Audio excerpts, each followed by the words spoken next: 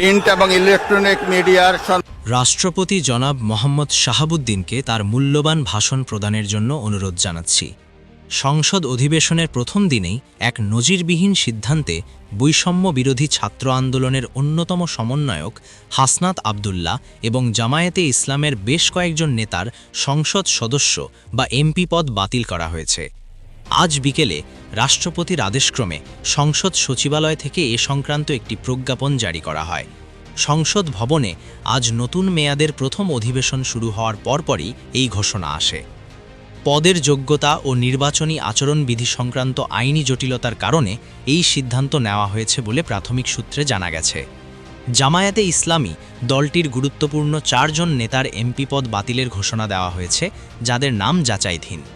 হাসনাত আবদুল্লাহ ছাত্র আন্দোলনের পর বিশেষ ব্যবস্থায় নির্বাচিত বা মনোনীত হিসেবে আলোচিত ছিলেন। এই ঘোষণার পর সংসদ ভবনের ভেতরে ও বাইরে মিশ্র প্রতিক্রিয়া দেখা গেছে। জামায়াতে ইসলামের পক্ষ থেকে এই সিদ্ধান্তকে রাজনৈতিক উদ্দেশ্য প্রণোদিত বলে দাবি করা হয়েছে। অন্যদিকে হাসনাত আবদুল্লাহর অনুসারীরা তাৎক্ষণিক বিক্ষোভের ডাক দিয়েছেন। সামাজিক যোগাযোগ মাধ্যম এবং কিছু অখ্যাত পোর্টালে দাবি করা হচ্ছে যে সংসদ অধিবেশনের প্রথম দিনে রাষ্ট্রপতি হাসনাত আবদুল্লাহ এবং জামায়াতে ইসলামের কয়েকজন নেতার এমপি পদ বাতিল করেছেন। বিষয়টি নিয়ে জনমনে বিভ্রান্তি তৈরি হলেও অনুসন্ধানে দেখা গেছে এই তথ্যটি সম্পূর্ণ ভিত্তিহীন এবং একটি গুজব। সংসদ অধিবেশনের শুরুতে এক নজিরবিহীন পরিস্থিতির সৃষ্টি হয়। রাষ্ট্রপতি যখন তার নির্ধারিত ভাষণ দেওয়ার জন্য ডায়াসে দাঁড়ান, ঠিক সেই মুহূর্তে বিরোধী ও স্বতন্ত্র বেঞ্চের জামায়াতে ইসলামী এবং এনসিপি তীব্র প্রতিবাদ শুরু করেন। অধিবেশন শুরুর পর রাষ্ট্রপতি ভাষণ দেওয়ার জন্য প্রস্তুতি নিতেই জামায়াত ও এনসিপির সদস্যরা নিজ নিজ আসন থেকে দাঁড়িয়ে পড়েন। তারা বিভিন্ন দাবি সংবলিত প্ল্যাকার্ড হাতে নিয়ে ডায়াসের সামনে চলে আসেন এবং উচ্চস্বরে স্লোগান দিতে থাকেন।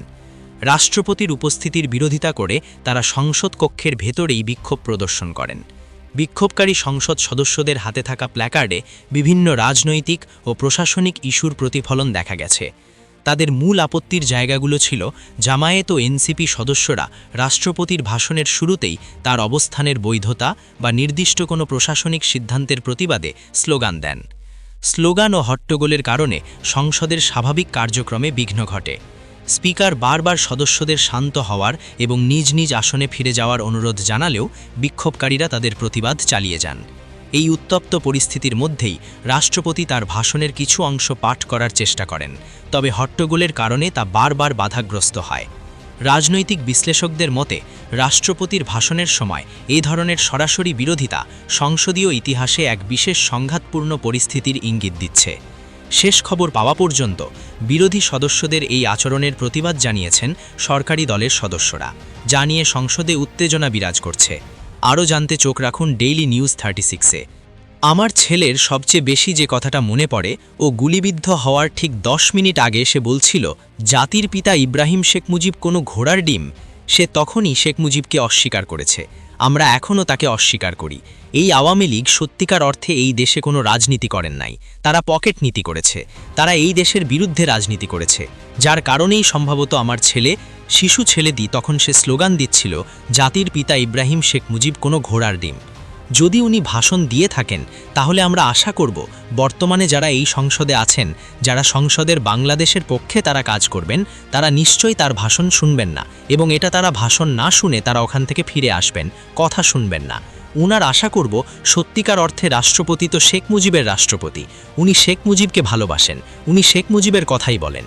উনি তো এই বর্তমানে যে দেশ, এই দেশ তো শেখ মুজিবের দেশ না, এই দেশ হলো জিয়ার রহমানের দেশ, এদেশ খালেদা জিয়ার দেশ, এদেশ মেহনতি মানুষের দেশ, এদেশ ইনসাফের দেশ।